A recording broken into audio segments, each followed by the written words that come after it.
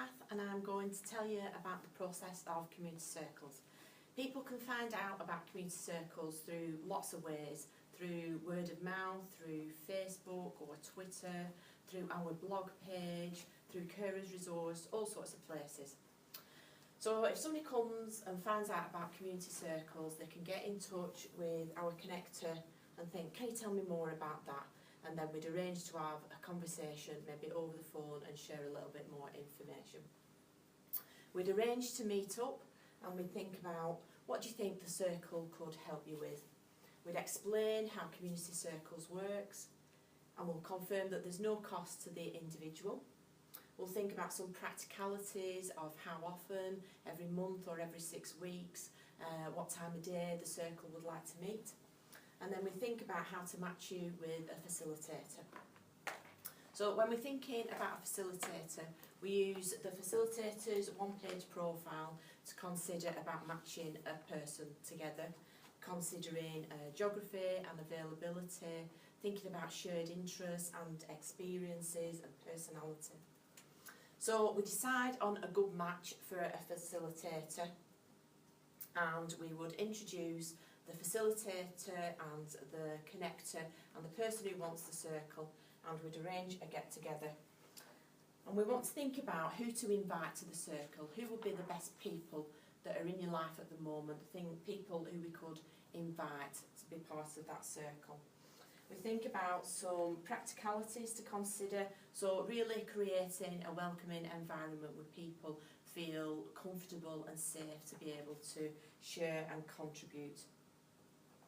We'll think about the expectations and the roles within that circle and what it will do to make people feel really welcome. The first circle meeting is arranged and we've invited people to come along. So we'll be really clear about the purpose and clarify that with all our circle members, because each circle has a really clear purpose. We'll be thinking about our roles and our ground rules. What is it going to take for people to be able to contribute and have a role within that circle, and what can people need to have in place with the ground rules to make sure that people feel really comfortable. We'll be thinking about what we'll be doing together over the next few months. Our second meeting will always have a person-centred review. So at this first meeting, we're going to make sure that people are really understanding what a person-centred review involves, and we can discuss about any preparation we need about keeping the person whose circle it is at the centre of the review meeting, and what other preparation people need to be able to really contribute well. And as always, we'll have a closing round of appreciation. What have we appreciated about our time together? So, and as I said, the second meeting is a planning style, so we would use a person-centred review to really help us have some conversations that lead to some good actions. So the role of the facilitator in that meeting is to welcome everybody and do an opening round, and then the person-centred review is facilitated by the Community Circles connector.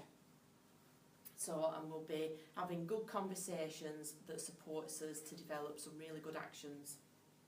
Our ongoing circle meetings will be reflecting on these actions that have been developed. So we'll be thinking, how are we doing with those? What have we tried? What have we learned? What are we pleased about? What are we concerned about? And what are we going to do next? And then we'd have a closing round. What have we appreciated about our time together? The next circle meetings follow that journey, supporting the person, reflecting on what's working and what's not working, and then we see some positive change happen for that person. And maybe once a year, just to see how things are going, we might use a different planning style, so perhaps a path to really focus on the future of the circle for the next 12 months.